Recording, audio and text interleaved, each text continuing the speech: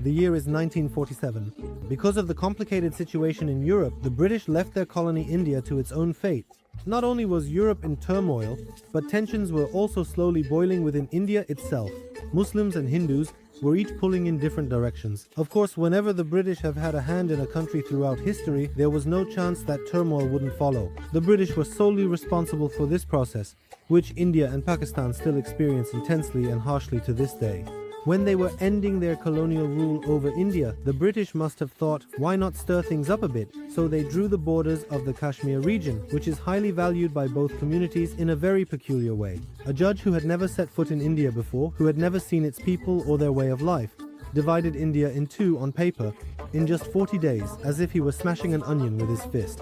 Moreover, this division was done so carelessly that in the same village, some houses ended up on the Indian side while others were on the Pakistani side. How could you not go mad? And on top of that, they left the Kashmir region, which had a Muslim majority, to a Hindu ruler.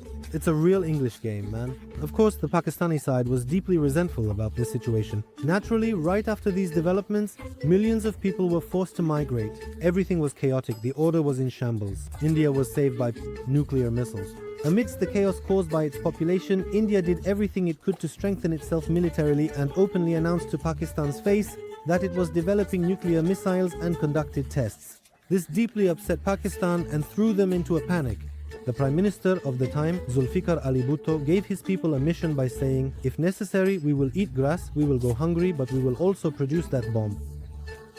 Years passed, and Pakistan, which became obsessed with producing nuclear missiles, actually managed to produce nuclear warheads and conducted tests before entering the 2000s. With the confidence gained from having produced nuclear missiles, Pakistan never bowed to India and remains the only Muslim country to possess nuclear missiles. Of course, how the world's superpowers allowed this to happen is another matter of debate. Anyway, let's come to the present day. This issue between India and Pakistan still continues. There's also this situation. Recently, a guy appeared on Indian television and started making threats against Turkey because of its close relationship with Pakistan.